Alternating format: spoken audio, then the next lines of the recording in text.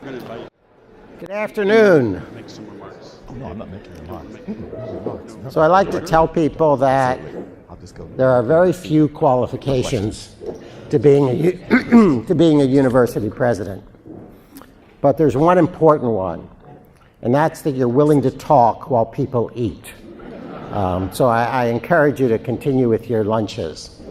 We want to welcome you all today. We're thrilled you're here, and we have a packed house for this event. This is really two things together. One, this is part of our series of presidential lectures at Rice, in which we invite people from around the world who are either renowned for their accomplishments or sometimes maybe not so renowned for their accomplishments, but should be renowned for their accomplishments. It's an opportunity for us to not just bring our campus community here, but really the community of Houston to share what it is a university does and can contribute to, and for all of us to learn from these extraordinary people who aren't part of our community, but at least for a little while can be part of a community. But this is a very special President's Lecture because this is also the culmination of a weekend which is part of a year-long celebration of 50 years of Black undergraduate life at Rice University. And we had a tremendous panel discussion on Saturday and an amazing gala dinner at which we recognized a number of awardees, some of whom are here today. I saw Roland and Janice. And Roland, raise your hand. There's Roland and Janice. Where are you? And am I leaving anybody out who's here? Great. And this was really managed by four truly extraordinary people. Don Bowers is over there. I think Angela Berry Robinson had to actually go back to work. Monique Shankle, is Monique here? I didn't see Monique. And the fourth co-chair, Akila Mance, who's also this year's president of ARUBA, the Association of Rice University Black Alumni. This is just one of the most extraordinary women that I have ever met. You know, sometimes you get to know somebody a little bit, and as I like to put it, you know that the chief thing that you need to do is just get out of the way. And then find a way from the sidelines to be supportive of what they're trying to achieve. This great weekend we had in which we heard from really our not Black students, Black alumni, about their experiences, about what has gone great at Rice, and also what we can do better. And I hope shortly we'll have, for those of you who weren't at the gala dinner, a wonderful video was made, and I'm hoping shortly we'll get that up on our website as I look at. It's already up there. That's my head of public affairs. She's 3 steps ahead of me and likes to let me know that. But anyway, I just wanted to take a moment and thank Akila and her co-chairs for really sponsoring an extraordinary weekend. Please join me in welcoming and thanking Akila Mance.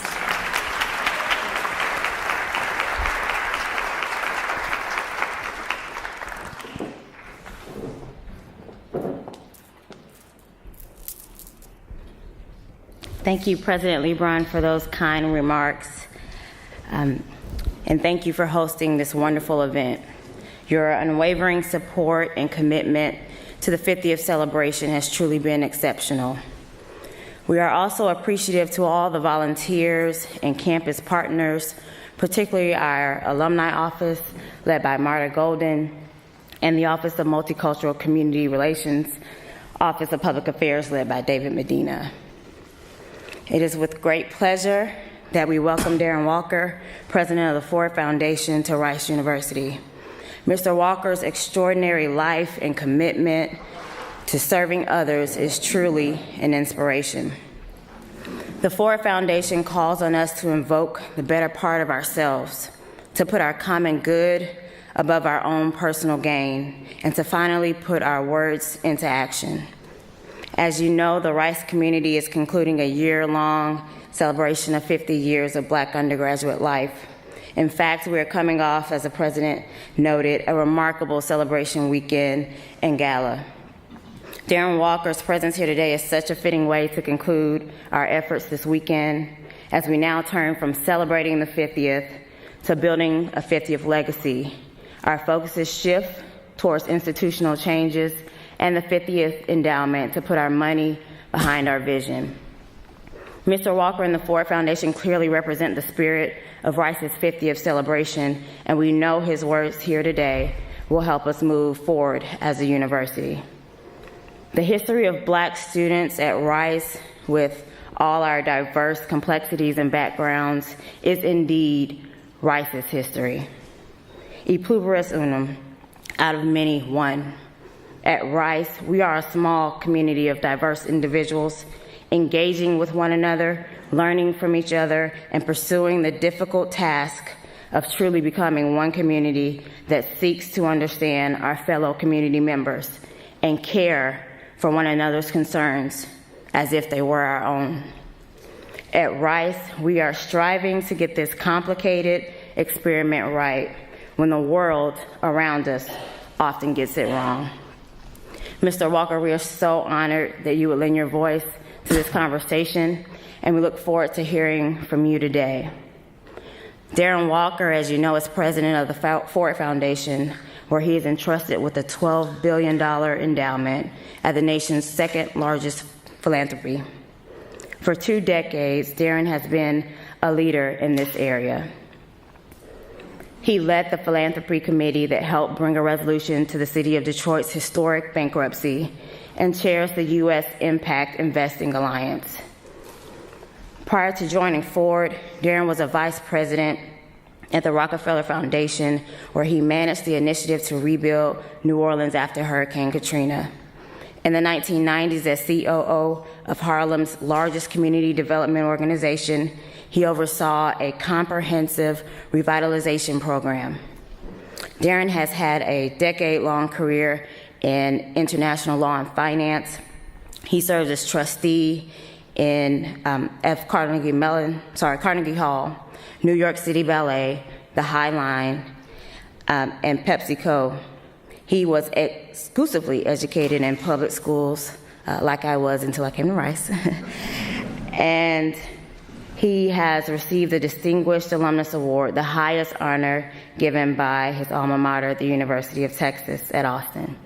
In 2016, Time magazine named him to its annual Most Influential People in the World. Please join me in welcoming Darren Walker. Thank you so much for coming.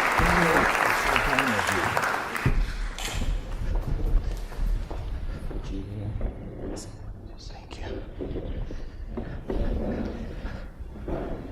So I guess we're going to do this entirely by interview style. We're going to go to about 12:50, and then we're going to have a very short break in case there are any students who need to desperately get to class at that point in time. And then we'll continue with audience question. I asked also to join us up here, Blessing Valade. Is that close enough? Yes. Actually really close. Thank you. Blessing is a junior at Rice. She was born in Nigeria, but attended high school in New Jersey. I don't know how to think about New Jersey in that context. I spent part of my life in New York and Pennsylvania. New Jersey's just that space in between.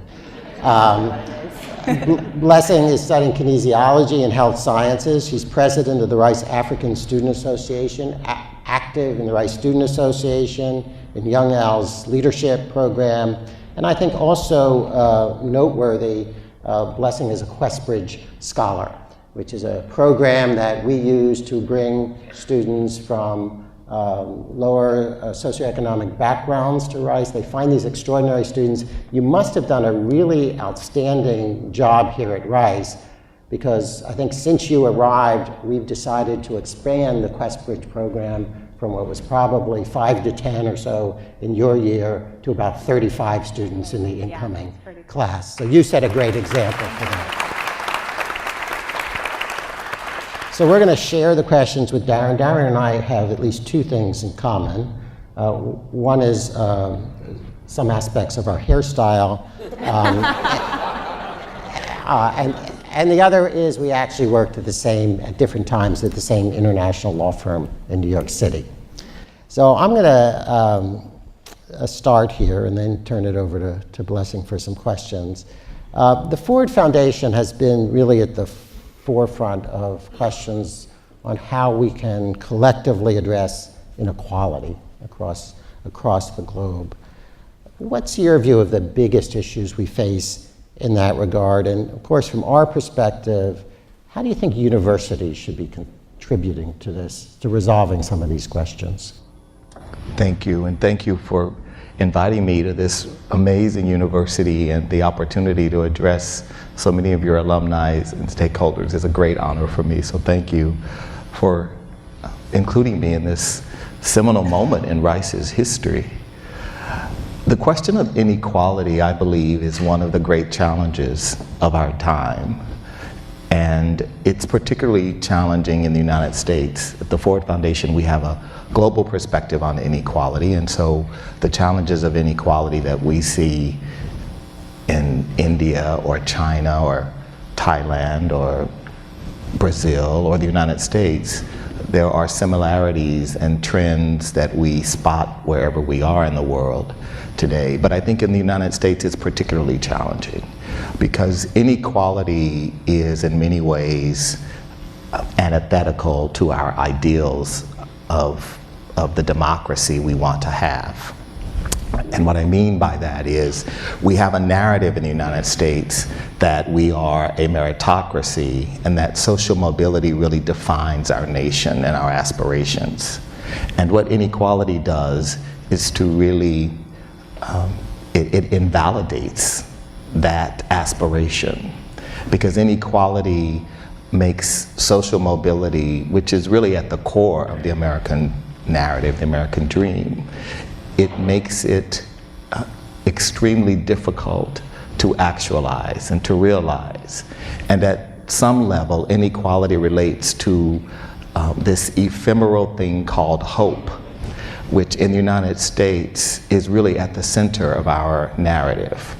And so I believe that while terrorism and economics and global insecurity are great threats to our civilization, I actually believe the greatest threat to our civilization is hopelessness. Because when people feel hopeless, they are much less willing to engage, and they are certainly in a political context willing to embrace radical ideology and willing to take risks because they see no alternatives.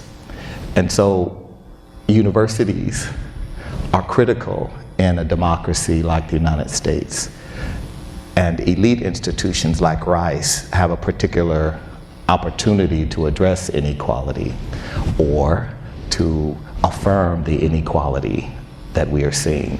And I think your example of the expansion of a program to ensure that more bright, promising young students like Blessing come to Rice is an indication of your willingness to take on inequality. Because one of the great challenges of elite higher education in America is that it can certainly be interpreted by some that elite higher education is actually reaffirming, is solidifying and concretizing the larger inequality. Because elite institutions like Rice and the students who come here are highly privileged in a larger economy because they have this credential of a Rice University degree. And that gives them currency in a marketplace that is very stratified and sorts people accordingly by certain status and certain markers of success.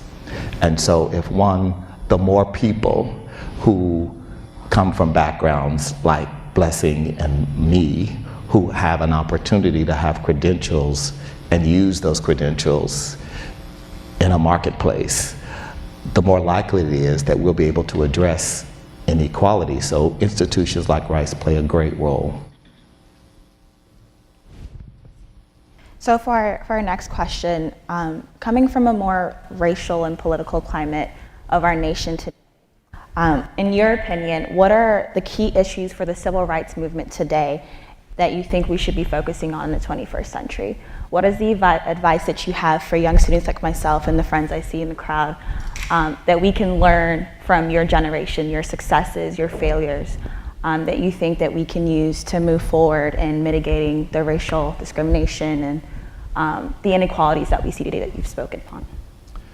So that's a really complicated question to answer, in part because I don't see things in a binary. So I think that there are things that young people who are privileged, like you, because even though you may, and many students at schools like Rice may feel, I'm not really that privileged. Actually, you are pretty privileged relative to, for example, most black women your age in America today. You are extremely privileged. And I, relative to most African American men in the world today, am extremely privileged. And I think the question is, how do we use our privilege? And this isn't advice that I have just for black students. This is a question that white students and white people should be asking. Because for those of us who live privileged lives, the larger question for us is, how do we use our privilege to ensure that more people have opportunity and that there is a chance that our country can fulfill its obligation to all its citizens? And I think often, because of inequality, growing inequality, one of the unfortunate manifestations of that is a greater focus on one's self because one feels less secure, even though you may be privileged. In an economy where technology is rendering labor redundant in all kinds of ways we never thought of, even with a Rice degree, you can feel a little vulnerable. And so I'm really interested in the question of privilege and power and ignorance, because I see them related and I see them together producing some of the things we see today, whether it be in the field of the areas of racial justice or criminal justice, areas that particularly affect our community. But more larger, I see the sort of insidious results of what happens when powerful people have a lot of privilege. And as James Baldwin said, there is nothing more toxic than a combination of power and privilege and ignorance. And I think we have a lot of that, unfortunately, in our country today. Thank you. And so, actually, in one of my courses, we're learning, we've touched upon professor at Harvard, Dr. William Julius Wilson, who had, talked about the jobless ghetto and talked about the changing significance of race and socioeconomical status. So how do you and the Ford Foundation, what are your opinions on this issue? Should we be focusing more on one or a particular issue, or do you believe that they're more intertwined and we have to tackle them simultaneously? Well, I think Bill Wilson is one of the great sociologists in this country, and he has done amazing longitudinal research for decades that is pretty unparalleled in the breadth and scope of his research. But I think Bill would say that these issues are intertwined. And so the challenge of joblessness that he has researched so well really relates to larger trends in our economy and in our education systems that together produce the intergenerational levels of joblessness that he's written about so well. But I really think that at the core, there's something larger that is just harder for us as a nation to grapple with, because the results that we speak of, whether it's our criminal justice system or the level of unemployment among young black men, or the levels of education attainment, or our health status as a community, these are all symptoms. They're symptoms of something that is far more profound, that is harder to deal with, and that is our racialized hierarchy of the way in which we have constructed our democracy and the legacy of that, which is much harder to tackle, because it requires, Audre Lorde once said that it is very hard for America to excavate itself with honesty. And what she meant by that was, we have a very noble, romantic idea of who we are as a people, and we desperately need to believe that narrative. But that narrative is a partial fiction, and that's really hard for us, because our entire democracy rests on this narrative.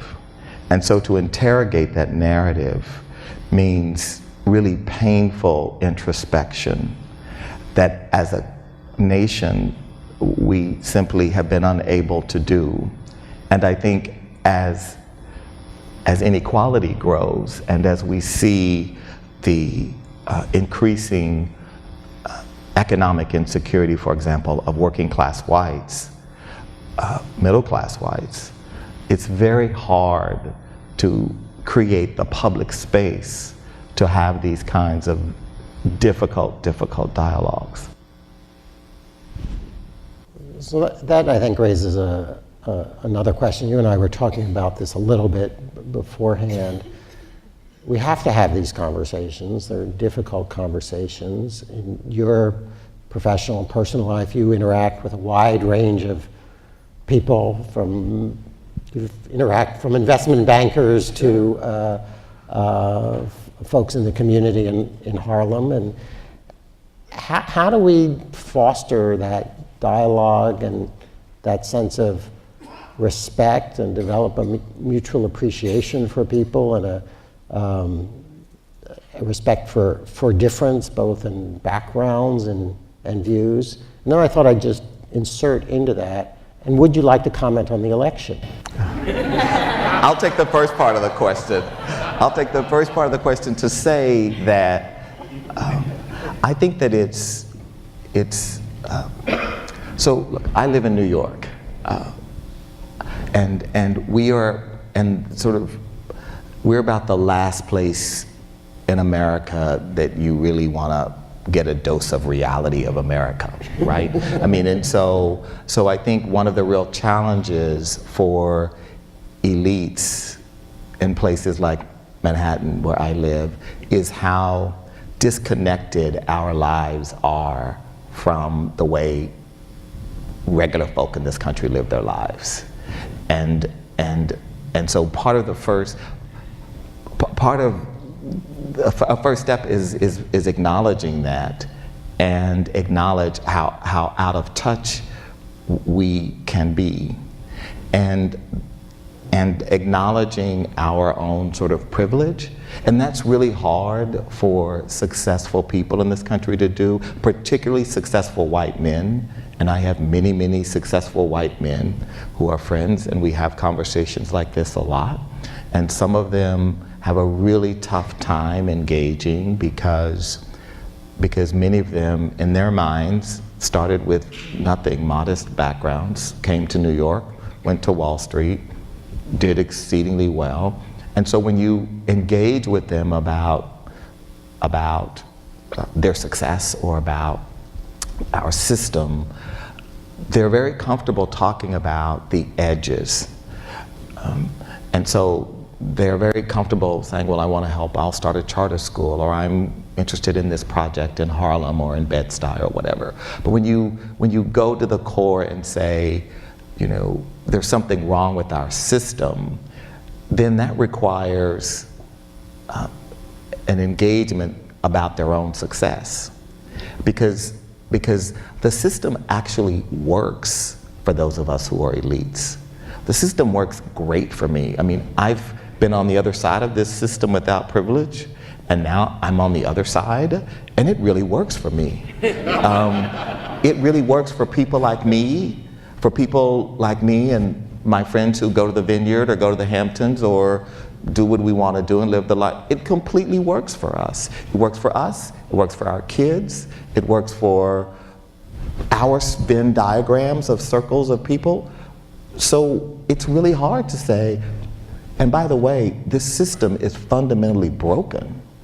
The system that has made us all successful, the system that makes it possible for you, John, to start out with nothing and be a billionaire by age 45 because you know how to trade oil commodities or whatever. There's something wrong with that system that allows you to be taxed at a rate that's half of what your assistant is taxed at. There's something wrong. It's really hard to get people to engage in that. And I think that's partly where we have to get. But I also think that talking about some of these tough things like race are highly fraught for white people.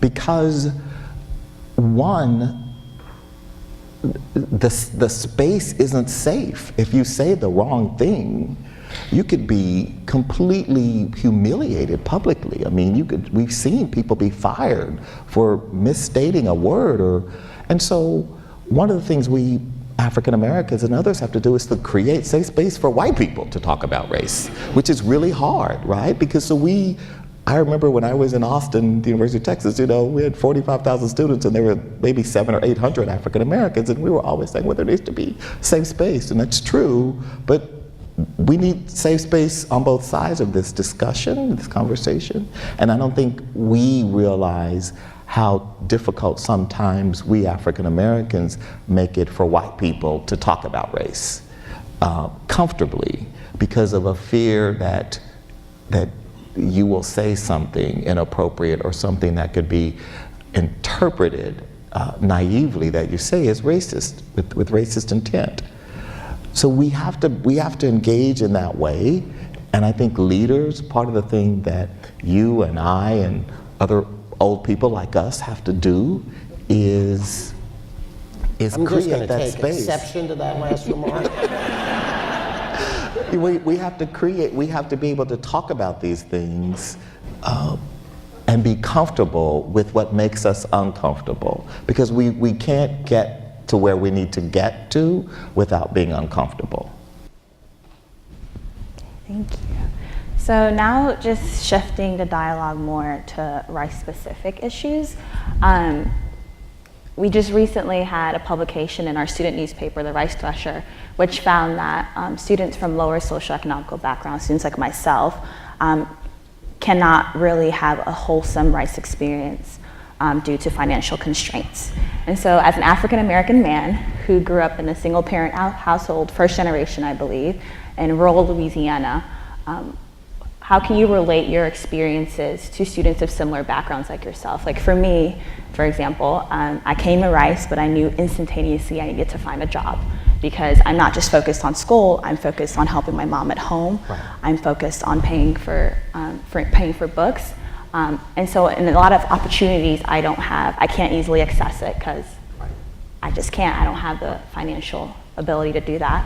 Right. And so what advice do you have for a university in order to increase the access and success of students like me who are at this university but just don't have the financial means to have that same experience? Sure. I think that's a great question, and I think I was born in rural Louisiana, but I didn't grow up there. But that's what all the media stuff says. So fine, whatever. They have to create their own narrative. But I think this this question that you raise is a really challenging one for universities, because there will always be differences. And so that we should be really clear, because sometimes those of us who advocate for more equity and justice, our words are either misinterpreted or cynically misused to say that what we seek is just that everybody is equal. That is not what I think. Recognizing that we have to have an economy that generates the kinds of incentives so that people work hard, and so of course there will be differences, but there is a need to ensure that the sort of necessities to live a life with dignity and in an environment that is embracing and affirming of you is something that every student should expect. And I think for universities, I mean, you have to understand how, universities, so elite universities in this country were not set up to serve people like you and me. And that's okay. And what I mean by that is that they were organized to serve primarily white Gentile men.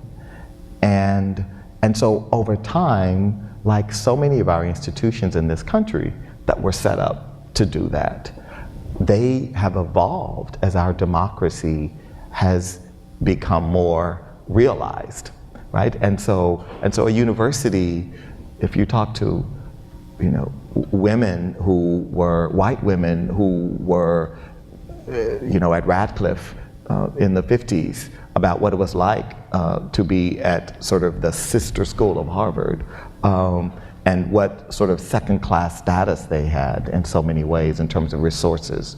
And you today think about how far. Well, they've come that far because those institutions made room. They created territory to ensure that white women and their needs were met by these institutions that were set up for white men. I think these institutions were not set up to serve African Americans, certainly African Americans from lower income backgrounds. And so what you've seen is, I think, on many campuses, huge efforts to actually broaden the territory, to ensure that the actual ideals of the university, because there's something different, and this is the great thing about our country, right? So we know Rice wasn't set up, right? I mean, Rice, we know there was in its charter, it was very clear. We are not set up for you. And because the charter of Rice so explicitly, I think, articulated the population of white men who, the fact that now, after a long struggle, you have the kind of commitment from Rice that you see today is an example of a university that is grappling with how to actualize its potential to serve its mission, and the contradictions of that, and how sometimes along the way there are missteps and things that are done that just seem naive and clueless to you and me. Like, didn't they think about that before they brought us here? I mean, we've all had those experiences. And I think there are things that I've seen on universities that are, when a university moves from diversity to equity, then there's a kind of a mental leap, because diversity is really about numbers. And so diversity is to feel good about. I mean, for large institutions, and I go through this all the time on boards or in other places, when people talk about diversity, and when you inquire, you really understand that what's under it for them is, if we have a few more black and brown people around the table, we'll be okay. And that actually isn't what it's about. You know, I was just with Sarah Lewis, who is this brilliant young professor at Harvard, who she published this remarkable journal for a magazine, and they said to her, we want to do a black issue. And it's turned out to be an amazing, critical, I mean, the Times and the New Yorker, everyone's written about it, and it's really great. But one of the things that she had to get the publisher to understand was, because the publisher had a mentality of diversity, because they said, let's get a black issue. And it's sort of like, you know, Negro History Month. I mean, let's have a month for them, and we can celebrate them. And what Sarah said was, well, wait, no, you should be publishing the kinds of things that I'm publishing all the time. I mean, like, so opening up, what was I think so exciting was like seeing this big magazine, and like every face, every picture had a black face. I mean, every page you turned it and there was art and photography but her point was, this isn't about diversity, this is about equity. And if it's about equity, you're not gonna wait for once a year to do this, to feel good about yourself, that you've got your book and you can show, we do diversity here. We actually are integrating this into everything we do. And I think that's the difference between diversity and equity, when institutions really, I think, imbue in their very being this understanding of what it's like to be in someone else's shoes. And so for students, you know, I was talking, I think, at Chicago, University of Chicago or something, and there was a similar situation, and they said that the person who was in the office that really supported African American students and first generation students said, we had to understand that, you know, the black kids from the South came to Chicago without coats, because they don't need coats in Louisiana, and they don't need coats in Alabama and the places that. But you're going to be in Chicago, you're going to need a whole lot of coats. I mean, it's, you know, and so, but they had made no provision, and so they realized we have to have a sort of a flexible pot of money to support just those kinds of expenditures, because our students, it's that close for them. And if we really want them to succeed at this school, they can't be worried about whether they have a coat. Right? And so it meant that the school has internalized what real equity means if they want to, if they really are serious about encouraging. Now, the other thing that's happening that I see that is very worrisome on some level is that we're seeing for the first time a generation, a sort of first generation of very privileged African American kids. And so I was at a unnamed Ivy League school and talking to a group of African American students. And what was interesting to me was when I asked about them, and whether, for example, the question, how many of you are legacies? How many raised their hands? That actually now we're seeing black legacies at these schools. Now, on the one hand, that's really great, really great. On the other hand, that could be really bad, because there's probably nothing more a university wants than an African American legacy who doesn't need financial aid. I mean, who has gone to Trinity or Brearley or Exeter or whatever. I mean, that we're now seeing that generation emerge. And one of the things I worry about is that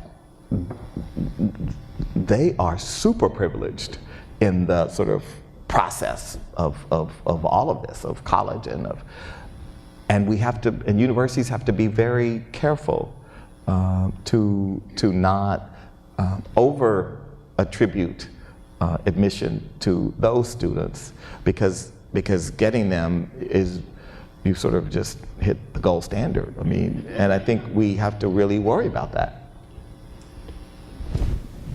And so, on this topic of opportunity for low-income students at a university comes the issue of, well, importance of providing access to internships for all students, especially paid internships. We know a lot of students that aren't able to accept certain opportunities because the financial means aren't there. And so Rice has actually recently started a campus-wide initiative to partner with alumni and students and friends of the university to provide internships and job shadowing and career mentoring to current students. So why do you believe that this is so key, and in what ways can we reimagine a role of internships in the educational experience for all our students? Well, I commend Rice for doing this. I wrote an editorial that was published in the New York Times earlier this year at the beginning of the summer because every year I go through this where a lot of my friends will call and say, we want John Jr. or Mary, you know, can they work at the Ford Foundation? And they don't need to be paid, they just, the experience of working. And we at the foundation have a very strong point of view about internships, that internships can expand opportunity or they can affirm privilege. And what I mean by that is unpaid internships often only compound the privilege of the already privileged. So if you, I mean, I could never have not worked in the summer.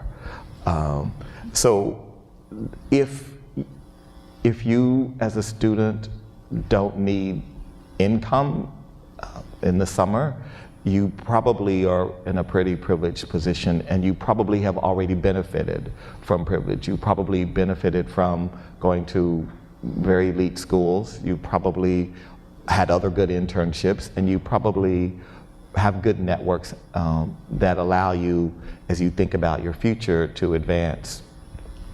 I think students who have to work probably don't have those three things, or may have one of those three things.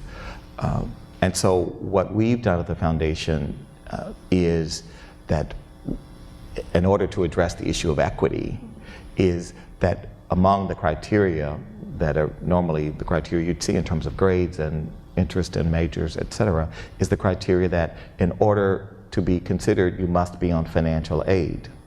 So for us, because we know that having an experience at the Ford Foundation will, in the marketplace, be meaningful.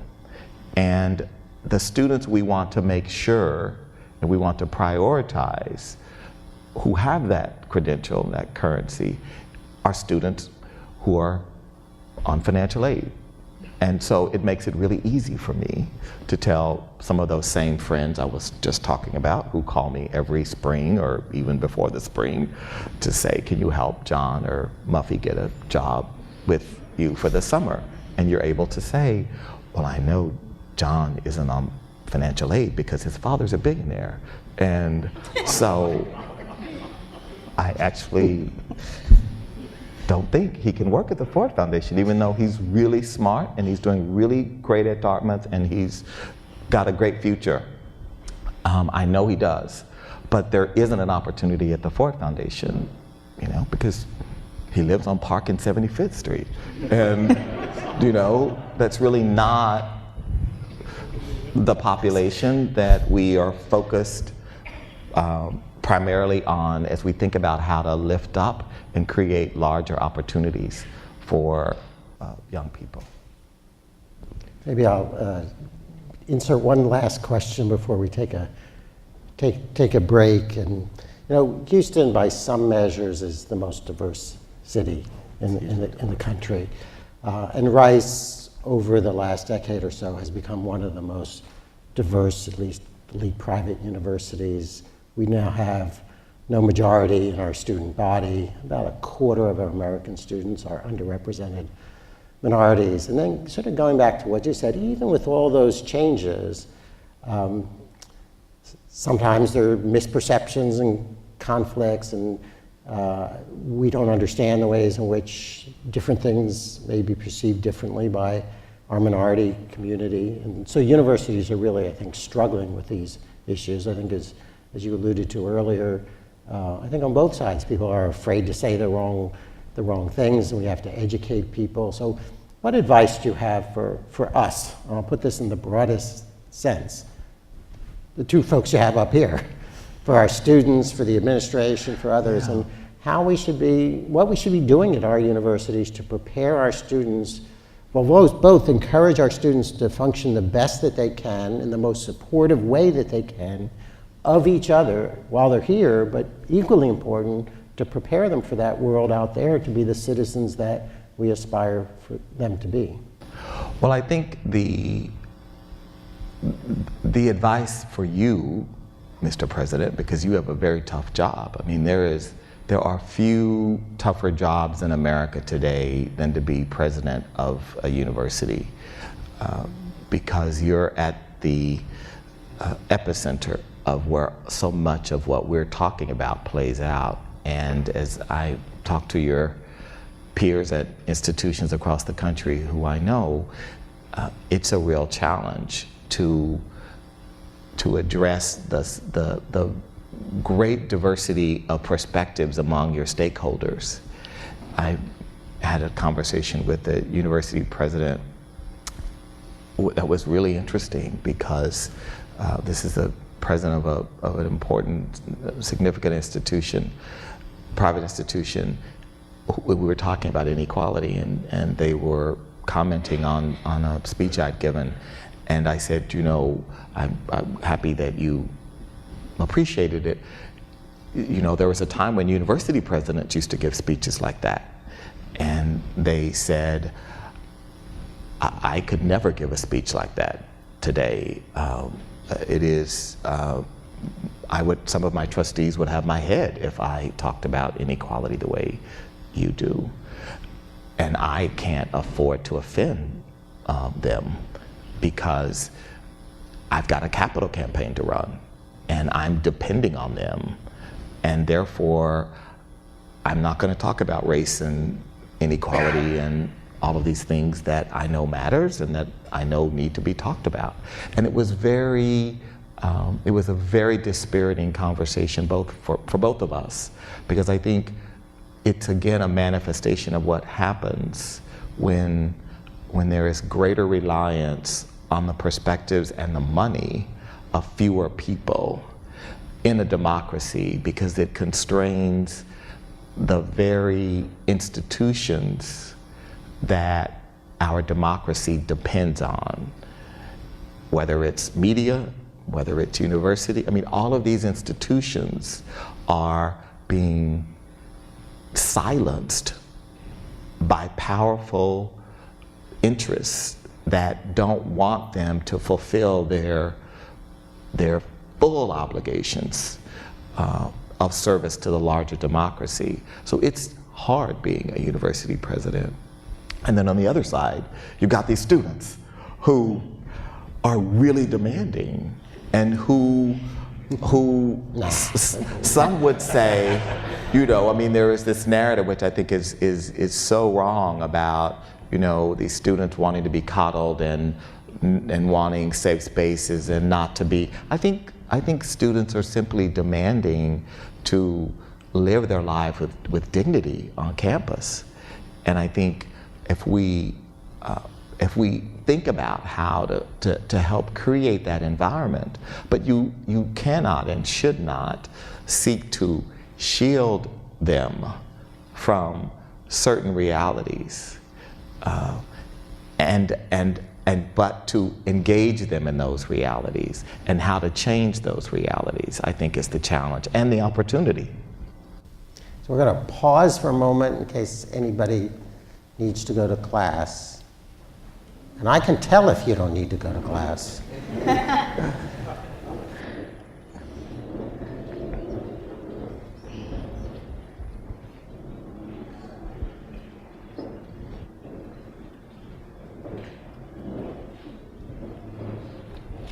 Should you insert another question, or should I just go right to the audience?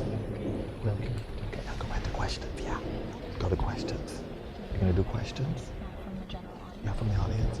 Yeah, I think it's a good idea. Yeah.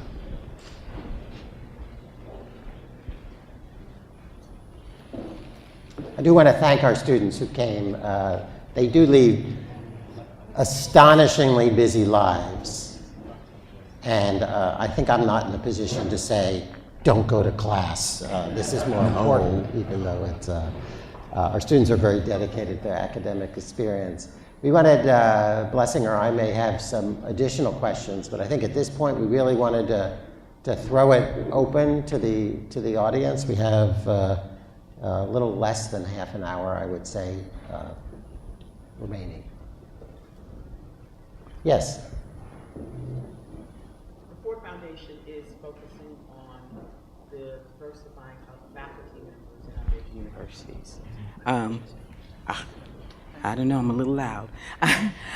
What I found really interesting is the list of opportunities to seek the doctorate or to be supported through the dissertation, and a dividing line between, quote, leadership versus religious studies, because I noticed the religious studies is supported. What is your opinion on the lack of faculty diversity? One of the challenges that I have faced is getting into a doctoral program that doesn't cost $50,000 and 10 years. So how has the Ford Foundation added a different standard to that doctoral system that we have been systematically eliminated from?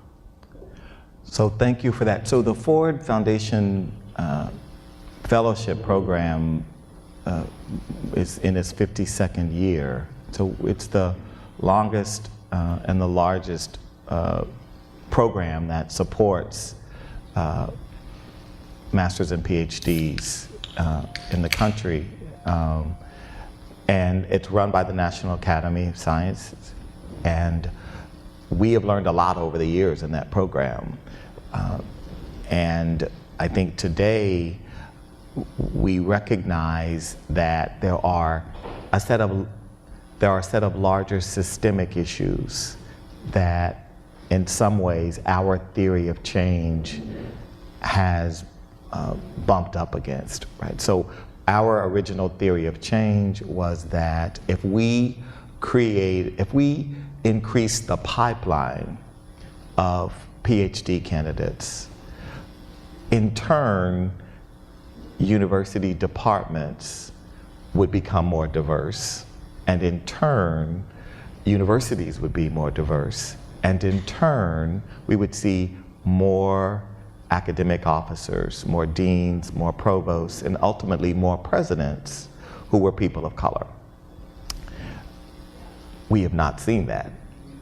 And so our theory of change, what we have come to now understand is that there is something happening between our inputs, the 50,000, 100,000, whatever the amount of money we give over the period of time, and when a young university professor lands without tenure at ABC University, and our assumptions that 10 years down the road, we would see a number of tenured departmental chairs, I mean, et cetera, that would all play out. Well, it's been 52 years, and we saw for a period of time some progress.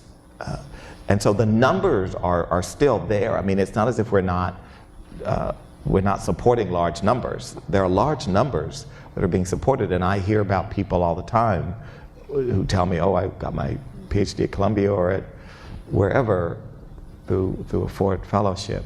But there's something in the system, and that's the larger question that we are asking and are we engaging in now with university presidents and provosts. Because if you look across America today and you take out the HBCUs, for example, I think you probably could count the number of African American provosts on one hand, and certainly university presidents on one hand and so I think there's something else going on, and I think part of that is the system that does not recognize, for example, I was speaking with an African American woman friend who's a young professor at an East Coast liberal arts, private liberal arts college, and she was remarking on how she got a call to come to a meeting with the dean and a group of, and an hour before the meeting, and she had an appointment with a young African American student. It was during visiting hours, her office hours, and she was scolded when she arrived 10 minutes late by the senior faculty because she, and again, this is something that mentoring, supporting at a school like that, the number of African American students who are there is something that's something she has to do. Well, the system does not honor her for doing that. And because the system actually is set up in some ways to isolate her from that. So if she actually wants tenure, she should spend as little time as possible, like counseling, young African American students at that school. She should be working on her publications. But she has the pull because she knows that these students need her, because they don't see many people like her. And so the system doesn't really, and so there's this challenge of how do we address these systemic issues that unless the president, the provost, the trustees, the deans and departmental chairs aren't willing to engage in that honestly, it's really hard. And I think that's where the challenge seems to be. And I don't think that producing more numbers. The other reality for us with our program, unfortunately, is that we and a couple of other foundations were threatened with lawsuits because our program spoke specifically to increasing the number of African American and Latino academics. And a group of people threatened legal action because they said it was racially biased to focus on increasing the number of African American and Latino faculty, in spite of the fact that we know of the historic racial bias that got us to this situation. So our program is no longer called it was called the Minority Fellowship Program, and now we call it the Diversity Program.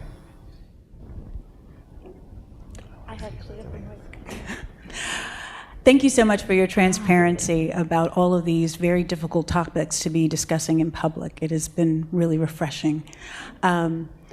I spent summers here at Rice as a middle school student, and that was my first experience in an elite college atmosphere, and it was transformative. My parents had all grown up and gone to schools in segregated schools, and so I was part of that first generation of integration that was really serious, beyond the tokenism. And we've seen a pullback from that. And so what I'm wondering about your comments about the elite students and the legacies. I went to school in Massachusetts, and we had two guys whose dads had already gone to this very prestigious school. And every time I go back for our Black Alumni weekends, there are fewer and fewer first-generation students there. There are fewer and fewer African American students there, and the school seems to be specifically only going after students who come from an immigrant background from African nations or Caribbean nations, and not recruiting from the South. There was a coat fund there for Southern students, not just Black students. So I'm wondering what it is that we're going to do about those issues, which seem to be related now to class, and those of us who are definitely wanting our own children to follow in our same footsteps and have those same privileges that attending elite universities provide us.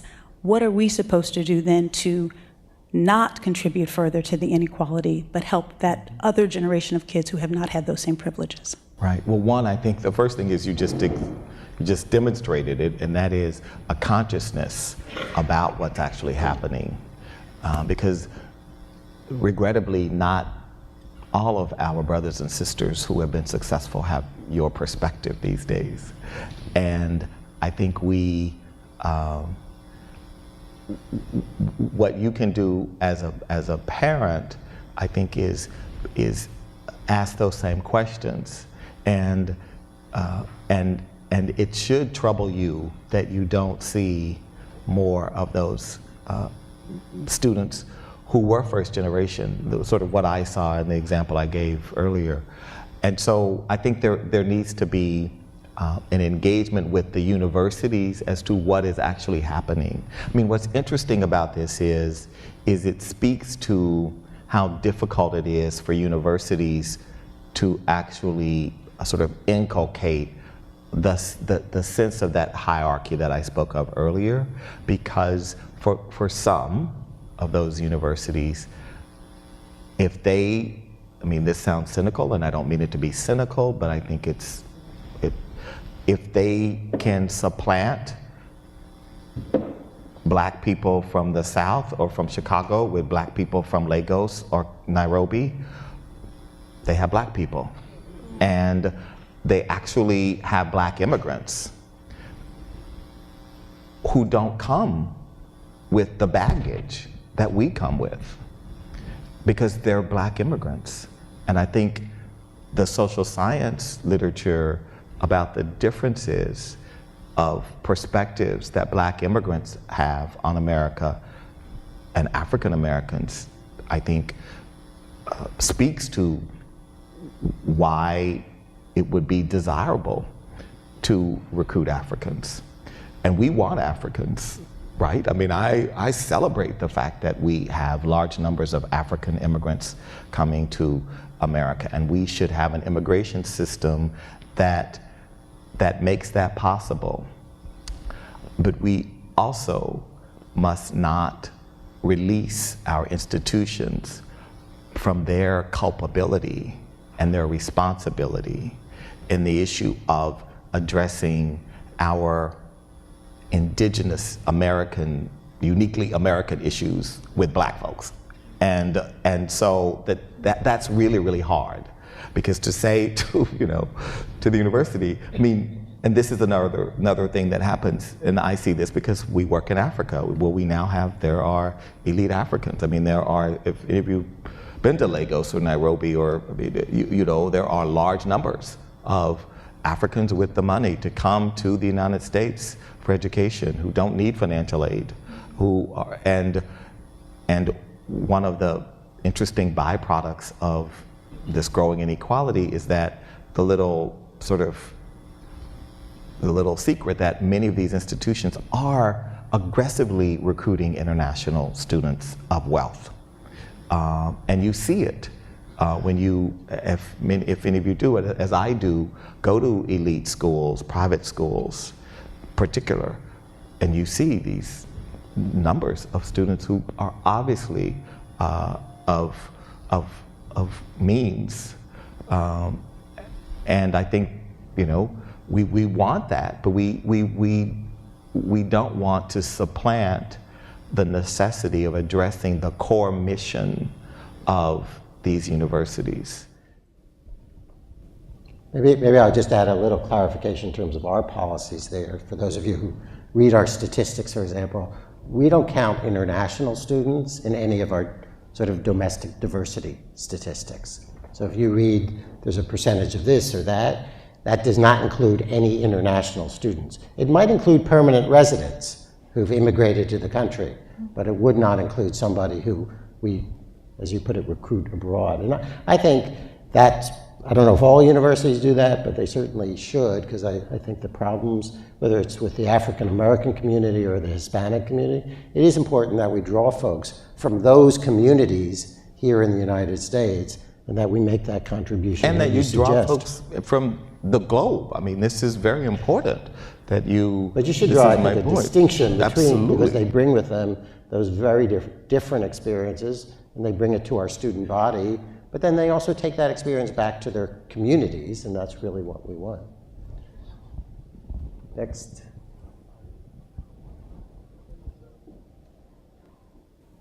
Hello? Yes, there we go. This is a follow-up to learning that I believe I heard earlier that you worked with rebuilding after Katrina. And of course, your hometown was walloped by Superstorm Sandy. And I think it's pretty obvious that communities of color are often impacted worse by climate change. To what extent is that a concern for you personally and for the foundation? So we have an international program on climate change that really is focused on the most, certainly the most vulnerable regions, which is, internationally are large cities in which poor people live in the areas that are most likely to feel the effects of climate change, whether it's the parts of town where there's greater flooding or parts of the country where there's more rain and where there are extremes in terms of weather conditions. For example, in the US, we don't have a focus on climate, not because we don't believe it's important, but because there are a lot of foundations working on climate change. And it's one of the questions we had to ask ourselves in our focus, in our work to bring greater focus and clarity to our grant making and our strategies. And what we agreed was that, for example, climate change is a huge issue,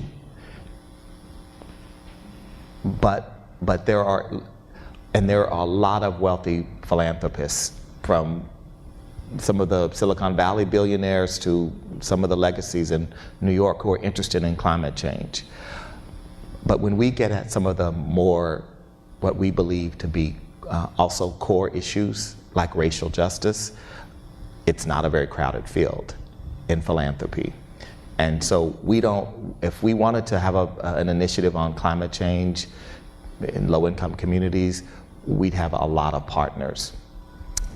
Our work to address the clear discriminatory efforts to keep people of color from voting in this country that are underway, we have very few partners.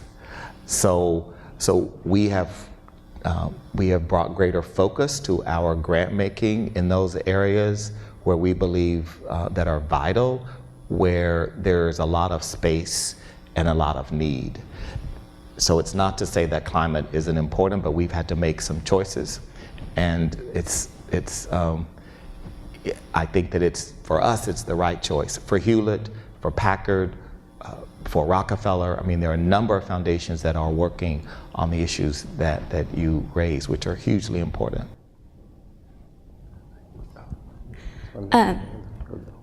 Sorry. So I'm studying statistics here, and one of the things that I run into both in my personal life and professional life is sort of the distinction between the individual and your own experience, and then what we summarize using data. And the problem with that is it's really easy to sort of misconstrue what's really going on.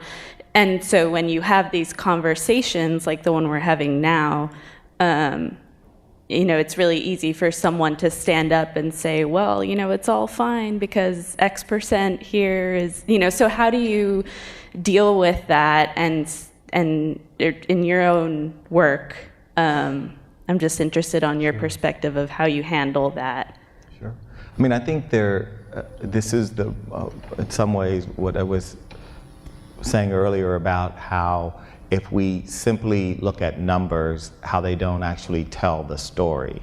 Numbers give us indicators of data, but data are often limited in the way, in terms of what they capture.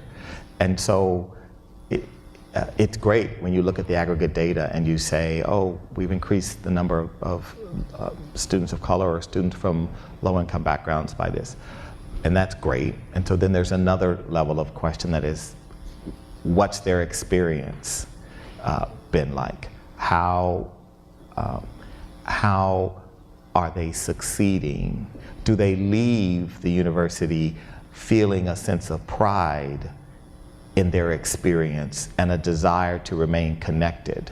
I mean, there are questions like that I think go to the core of what you're raising that again are that of the harder things to get at, the underbelly. But I think, for my mind, this is all about leadership. Fortunately, Rice has a great leader, but this is all about leadership, because if leaders are willing to engage in these questions, things can happen.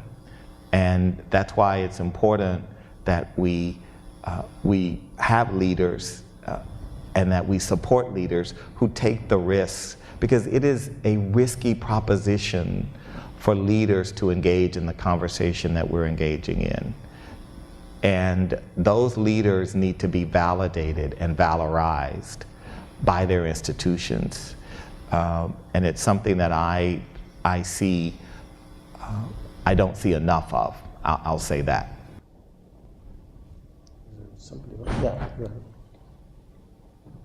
Thank you for speaking here.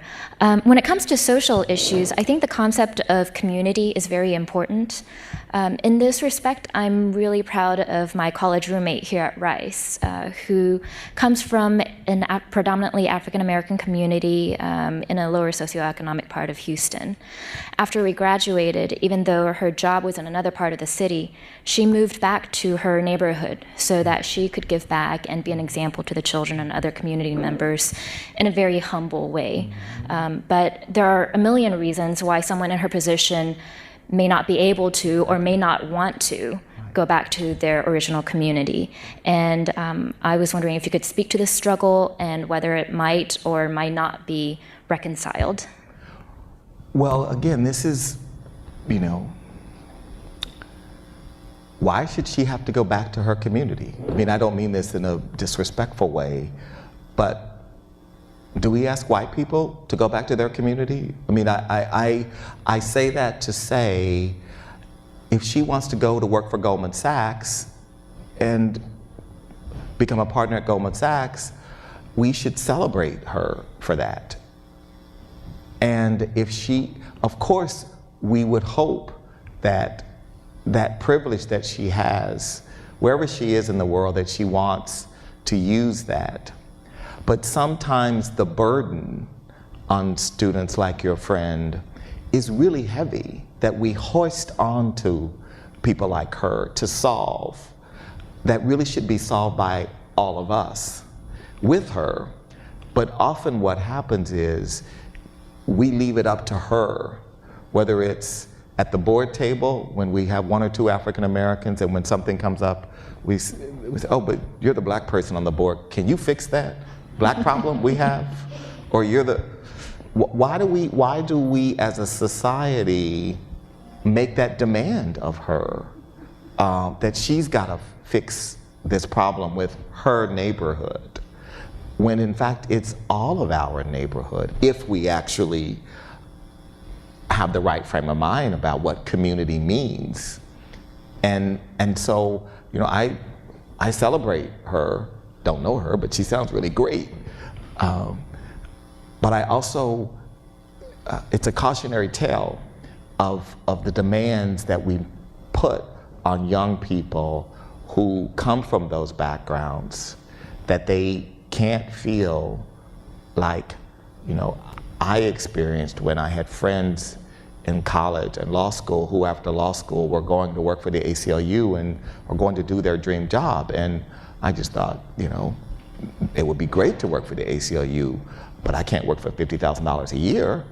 I mean, there are realities, and those young people of color like your friend shouldn't be burdened with having to solve these larger issues without the larger community pitching in to do its part.